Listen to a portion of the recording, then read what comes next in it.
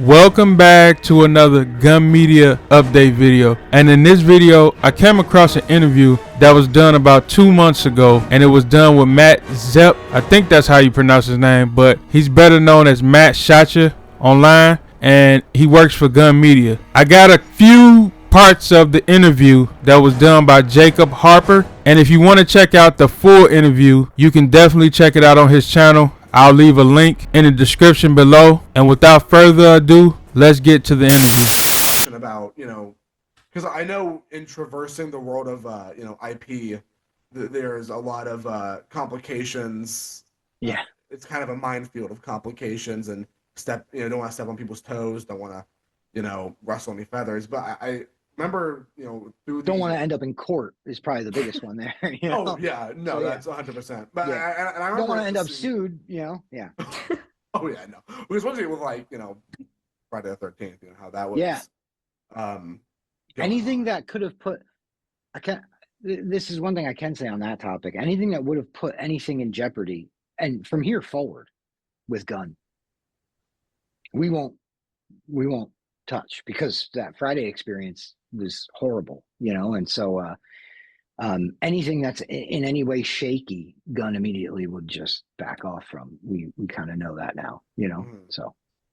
Which, if you don't mind me asking, since you brought up the the kind of closing of the Friday the 13th chapter, what was your kind of, because I remember when we talked before, I think it was before I was recording, but you had mentioned that you would come in to work for Gun. Quite a while before the kind of closing down of those servers. So I was curious, what your kind of perspective on that was from working with Gun, and because it was sad when it happened. I was very I was sad about it, and it's unfortunate. But I also do know that to my understanding, it was the lawsuit that kind of put the nail in the coffin. Yeah. I came on to Gun around the Rage update. So I got in there, and then it was like things might be back on, they might not, and it might be over, and then it was over. But we were still able to operate. So if you remember, we were still able to make some patches and do some things. So we spent some time doing that with Black Tower. And then we had to shut down the servers, which was much, much later. But the only way I could explain it would be painful. I think that that period of time for Wes, for Ronnie, for people, like the way I talk about what Texas means to me, and being a part of that Texas Chainsaw, the development of Texas Chainsaw from day one, having Wes come into the office and say, we got Texas Chainsaw, and everybody being like, holy shit, this is amazing. And then, the kind of train leaving the station all the way up to now. It was that for them. It was that really kind of like a catalytic moment for Gun and for folks like Wes and stuff. And so it was very painful for them. And I know that a lot of fans don't want to hear that. And look, man, you guys can take what I say and you can trust me on it, or you can call me PR man or whatever. But it was pretty hard on the team, and it definitely it hurt a lot of folks there. Wes still has feelings about Friday the 13th, you know what I mean? And so but for me and from my experience, I try to look at things in this industry in terms of what could we have done better? What could we do different? How can we adjust? What can we do next time? And I try not to get too stuck in the things that don't work out, that don't go right. And that lawsuit, I don't really feel like looking at it, there's a lot that we could have done differently. I think that obviously we weren't involved in the lawsuit, but I mean, in terms of handling the game, I don't think there's a lot that we could have done differently. I definitely think there's things we could watch out for. But yeah, we're constantly in a state of outside of our comfort zone in terms of Gun. We're constantly pushing things further. Everything that we do something different. We do something new. We try to advance ourselves and our output and the end product in some form or fashion with each thing. So we're naturally going to be outside of our comfort zones on everything and pushing as far as we can. And I think that the situation with Friday definitely hurt and stung, but it doesn't mean well, now we're gun shy. That was a really terrible phrase to use there because we're talking about gun. We're not timid. It's just we do know some things that we want to try to, pitfalls that we want to avoid. And so with Texas, we were working with Kim, the original screenwriter. So a situation of, because if you remember with Friday, it was the screenwriter getting rights back to their script that created that whole long drawn out problem between Cunningham and Miller. We knew that we had Kim Henkel from Exerbia Vortex, who is the original screenwriter, with the rights, and everything was kind of buttoned up. So like, okay, that wouldn't happen again. And I mean, honestly, you heard a similar thing happen with Hellraiser. But luckily, that all was a situation where all parties just kind of said, okay, cool. Clive Barker is petitioning for rights. We're going to make a deal. We're going to figure it out. And here's how we're going to go forward. And then we got the new Hellraiser movie. We're getting a Hellraiser game. And there's a Hellraiser show that's like in talks still. So that's a perfect example of the same situation just working out better. In the situation of Friday the 13th, obviously it didn't go that way. We knew we wouldn't even have to go down that road with Texas because we had Kim. But I guess that's way off topic. That's a bunch of background that you didn't really ask for. You were asking my perspective on it, and yeah, I know when I got hired at Gun, it was definitely something that everybody loved very much, but also it was kind of a bad spot because everybody was very hurt by the situation and really upset about the situation. And so then when the time came to have to shut down the servers, which is another thing that kind of hurt everybody all over again. And you guys saw,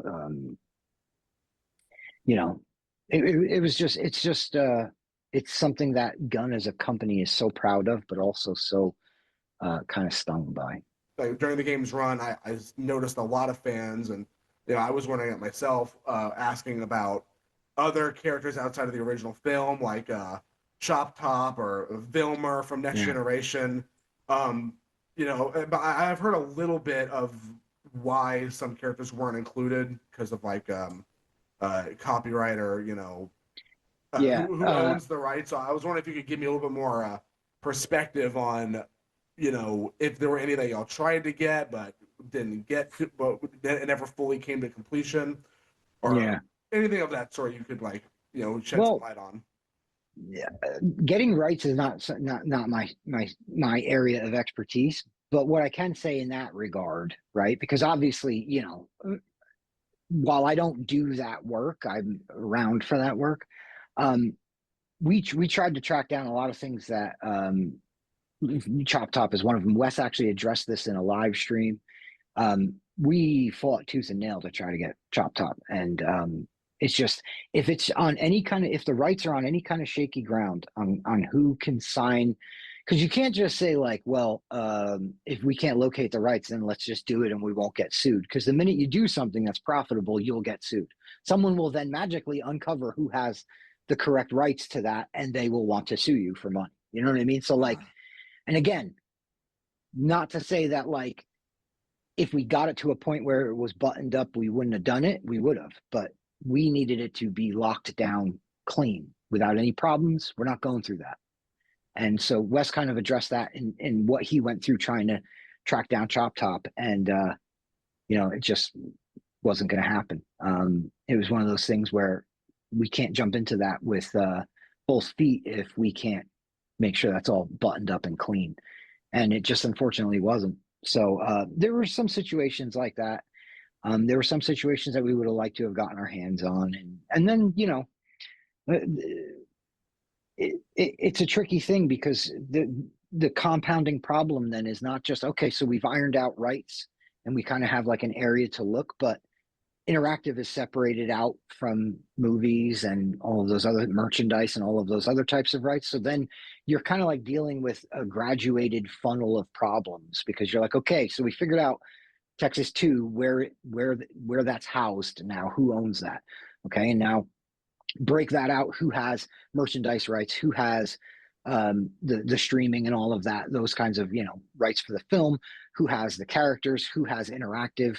And so now you're talking about like layers deep on a problem. So now if you go into it and that first part of that process is not clean, man, the next ones get practically insurmountable tasks to try to dig through. If you can't even track down, and for a while there, it was very shaky.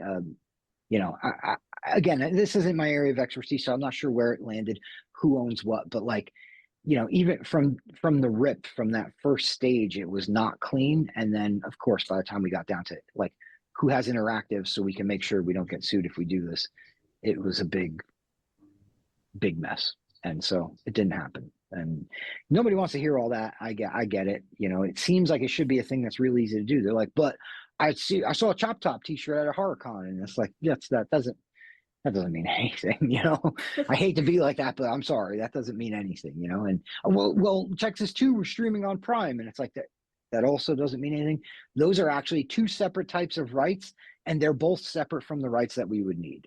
You know what I mean? Like, I don't think people, and I don't say that to be a jerk or be like, you're dumb. You know what I mean? I say it to be like, I don't think a lot of people realize, I don't even fully understand that process. And I've been involved in it now for, like I said, 7 years. I don't think the average gamer realizes how many layers to the rights problem there is. And it really does, when you start to dig through that and learn a little bit about that, it really starts to make you go, I remember, not remember, but I understand now why people used to say they'll never make a Jason game, they'll never make a this game, they'll never make it. Because even if you get past all of the problems that they were talking about, you still have a property that you're working with that you have to make sure is all buttoned up. And it's tricky. It's really tricky. These IPs do bring a bunch of eyes to your project, obviously. Fans of Friday the 13th, fans of Texas Chainsaw, fans of Halloween. But they bring a whole other host of problems that original properties obviously don't have. So that's a long way to say it's not my area of expertise. It's super complicated. And if there was any possible, let's put it this way. There was no point where Gunn was like, we could do that, but we don't feel like it. A lot of fans were wondering, what, like, if there could be anything else done with, the game content, especially with such a, what's the word I'm looking for? Such a, a grand landscape y'all built out for, for the setting and for the characters. If you could shed some light on how y'all reached that decision, and if there was anything else that was in the works that maybe kind of was put aside and what led to the closing of the game. Well, that kind of thing's always tricky to talk about because Right. Here's the thing: no matter how embedded or regardless of my role, those aren't like single department decisions. And to say departments at a place like Gun is silly, but I say it that way because it would be in a bigger company, departments, maybe at Gun's individual people, but there's too many different elements in there. What I can say is it's not just a decision of, is there anything else to make? I mean, I feel like we're creative over at Gun. We created the victims. People love them. We started with a Colonel, but created Sissy, created Johnny from nowhere. We made those things. And yeah, by that logic, we could go forever and add things to Texas Chainsaw Massacre. But so it's not a creative only area. And I think a lot of people got hung up on the line about potential. And that's because they're thinking of potential from their perspective. And I think there's just so much more that goes into that. There's financial business, there's resources, allocation of the people at the studio, what we're doing, what we're working on next. There's what content's left to make, where we're at in terms of, how much more we can pack into the game without any kind of technical issues and this and that. There's so many different areas that are not my expertise that the most I can say in terms of how we got to that decision was yet again painfully. I think that as I explained to you guys earlier, how important Texas Chainsaw is to me. It's of everything that I've worked on, it's my favorite thing that I've been a part of, and it's definitely like a high watermark in my career, having been able to be a part of something like that. So I don't want to see it go away, but by the same note, I also don't want to see it not. I don't want to see it on life support either or anything. So right. I guess like that's about what I can say there. And the bright side here though is we made it. And when I say it, excuse me, I need some more water, I think. When I say it, we made it, I know that's not the end all be all, and there's roadmaps of content and everything that people want. But one of the things I always go back to is what we shipped with, what we put out at ship was the pure core vision for what we wanted to do with Texas. And one of the things of the messaging around that content situation that some people really got sort of hung up on was like it's reached its creative end or something like that was the phrasing.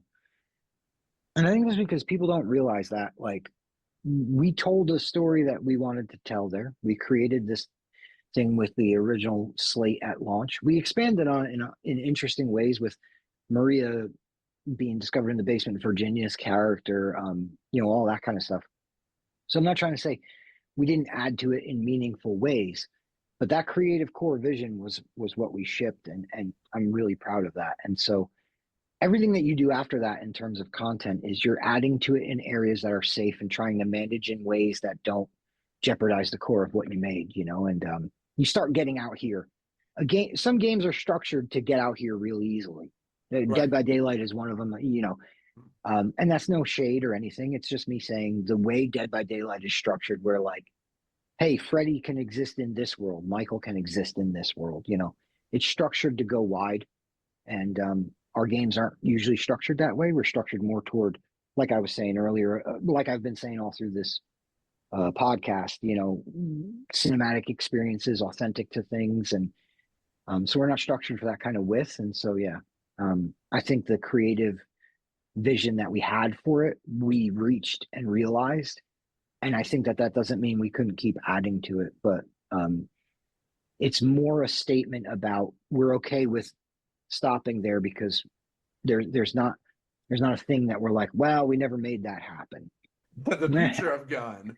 Now I know the Halloween game is next on the agenda for Gun Media, and y'all are helping out the people who are mainly in charge of it, Ilphonic, who also worked on Friday the 13th as well, right? They were also the main developers.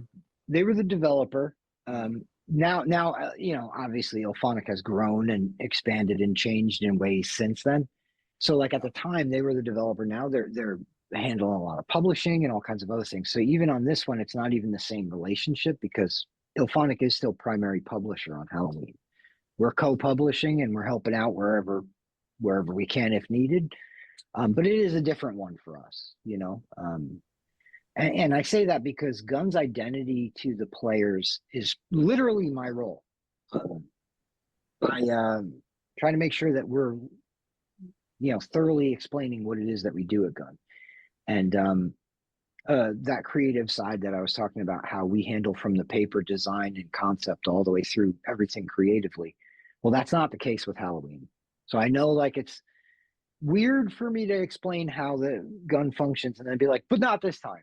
But that's because Ilphonic and Gun, we're like peanut butter and jelly. We're old friends and we've worked together in the past. And, when they had this project and came to us, we were like, of course we can help out, and got involved. And now it's, we're kind of letting them cook and we're trying to make sure that we're available if needed, but not getting in their way either, and so this one will be a little bit different, but also, I mean, I can say Gun's not going anywhere anytime soon. We have plenty of plans I can't talk to you about, but plenty of plans. So is there anything you can tell us about the upcoming Halloween game? It's going to be great, and that's about it. I've played it though, and it's great. So yeah, love it. I'm excited. I think that I think the one thing that I could say is they're working really hard to hit the boxes that I think a lot of fans expect to see, and I think fans of Ilphonic games, fans of Gun games, I think they're really going to enjoy this one.